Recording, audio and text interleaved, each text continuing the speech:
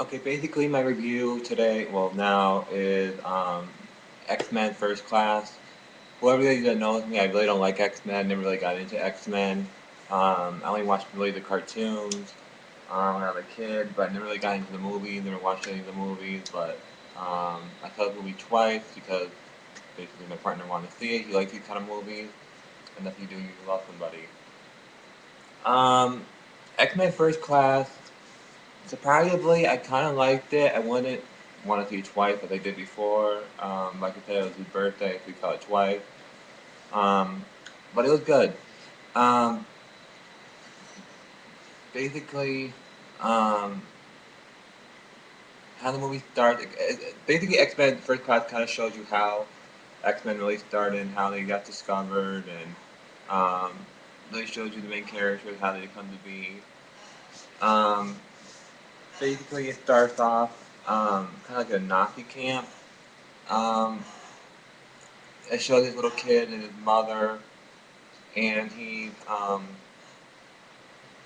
as you all remember, um, basically they're putting the people into like, this cage with this kind of wire kind of thing, and they hit this little kid, and they put his mother in there with all these people to torture, and the little kid is basically trying to get to his mother. When he does, he kind of like pulls the fence backwards, and the guy who's running it, sees the kid doing this, and he knows the kid has some special kind of powers.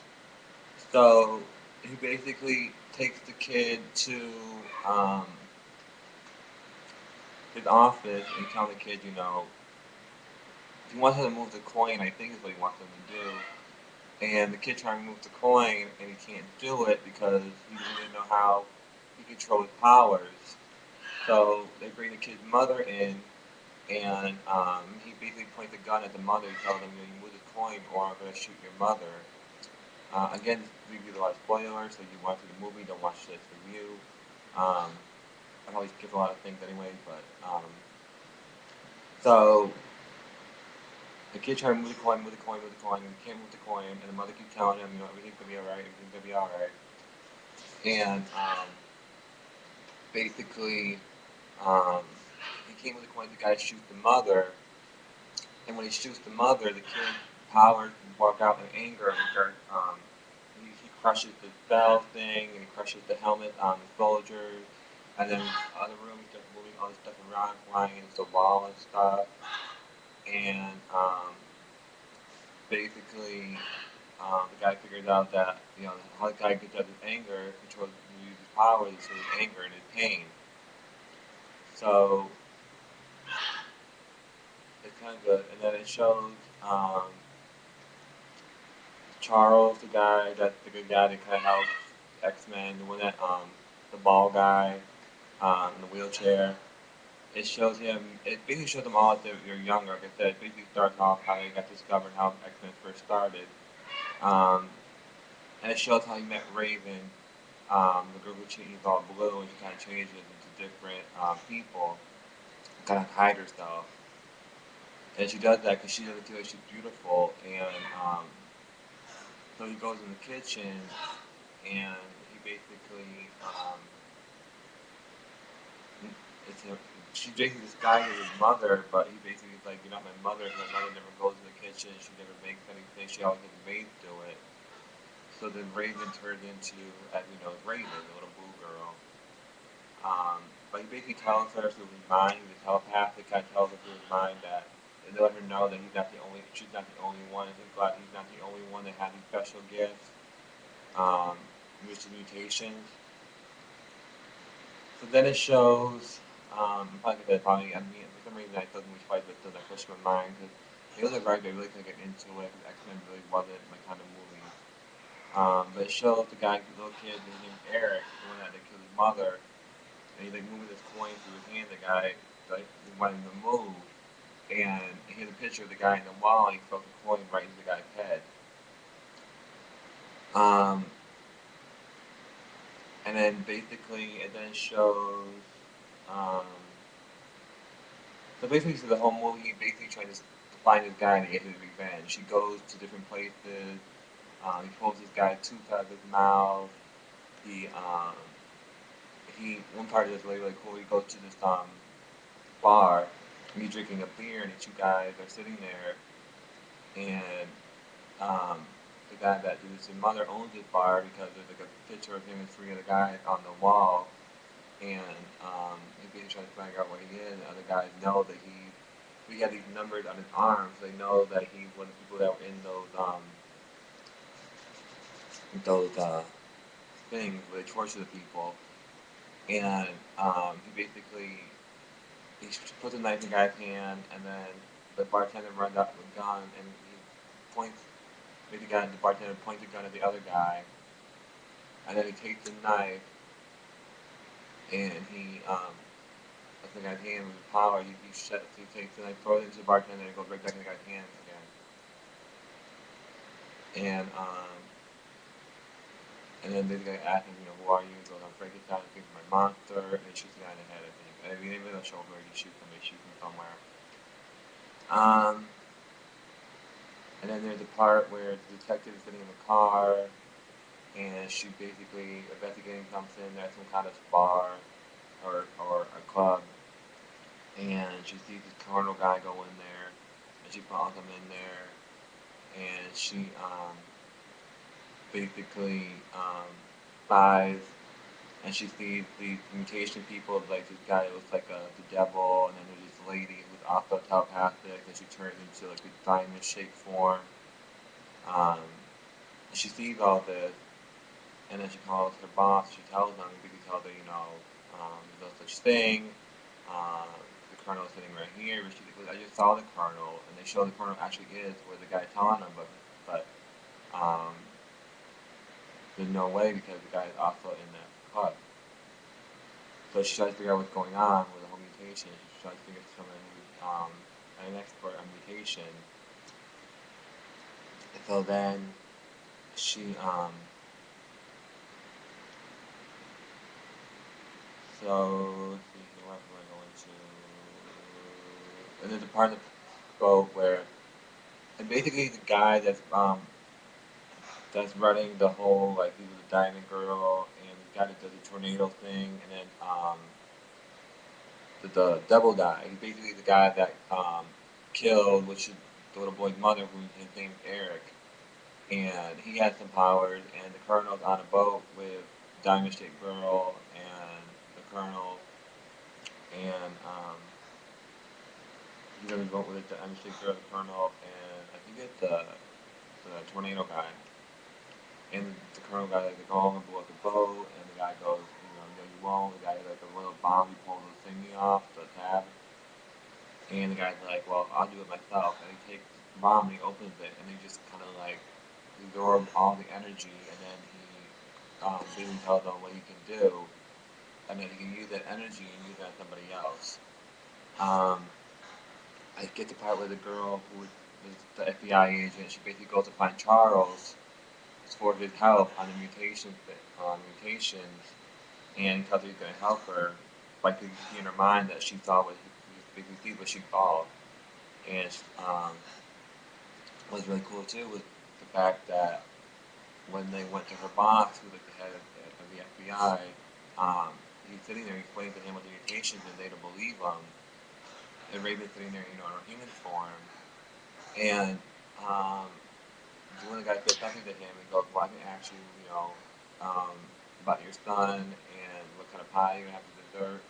And they think he's a spy, but then Raven turns into her regular self, and then she also turns into this big fat FDA guy. So they know now that it's true that there is such thing as mutations. So then they go in the water for something I really don't know. Honestly, I really don't know. And the guy who deserves the energy, and Diamond Shaped Girl and Tornado Guy is there. And Eric is there too. The guy that deserves energy is Shaw. That's who it is. I'm making a kind of Google to see their name.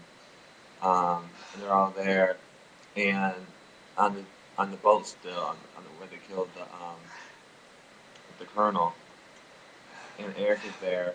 But Eric still thinks he's the only one with these special gifts and kind of powers. And he goes to kill Shaw, and the diving girl basically kicks him off the boat, and then he's in the water. And when he's in the water, um, he basically takes these chains and he wraps them around the boat, and kind of trying to crush the boat with them in there.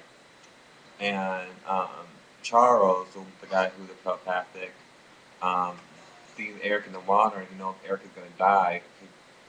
Basically crushing the boat with the chains to kind of get in the submarine to go into the water, and Eric goes underneath the water, and he tries to get the boat, but Charles jumps in there, and he saves Eric. Basically says, control your mind, you're going to die. I know how important it is to you, or get revenge on your mother, but you have to control yourself. So he helps Eric to realize that he's not the only one. So then the FBI agent and Charles and Eric go to find other basically mutation people for help, and to help, basically to build an army. And it shows them find, they go to different places. It shows basically a Storm as a little girl.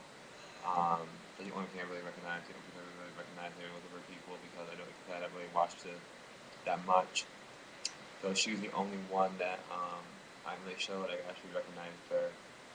It shows Wolverine, though. He does a cameo, and basically they try to get him to recruit, and basically tells him to go F off, which was really funny. It kind of made the movie hilarious, and I think a lot of people really liked it because they know him from the other X-Men movies. So they get people. It shows a girl. She can fly, spit fire.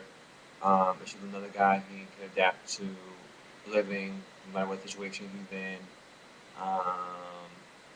It shows the other guy. He can kind of like shoot fire or kind of like razor things out of his stomach. It shows the other guy who he can do like a really high pitched voice thing where basically it shatters anything or does anything that can't handle high pitch. Who else is there? Oh, it shows the other guy who basically gets hands for feet. And basically him and Raven, they kind of wanna be normal.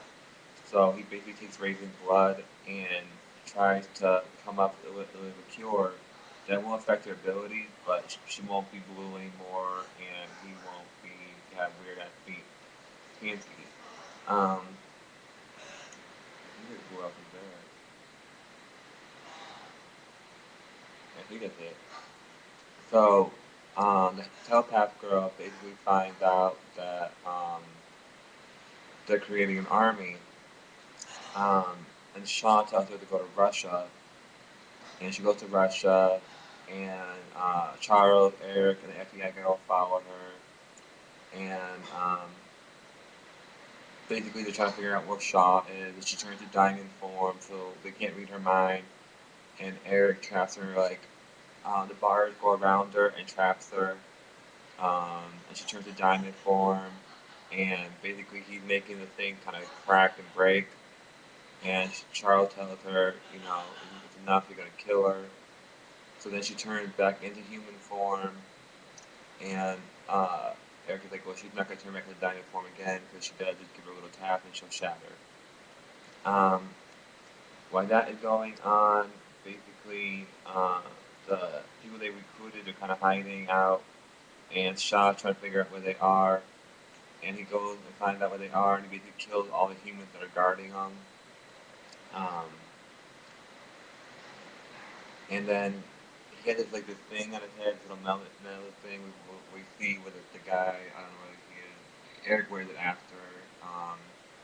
The villain for the telepathic can't get in his mind. Oh, Magneto, that's his name. Magneto. Um, he don't get it yet, but Shaw has it first, and then I'll tell you later.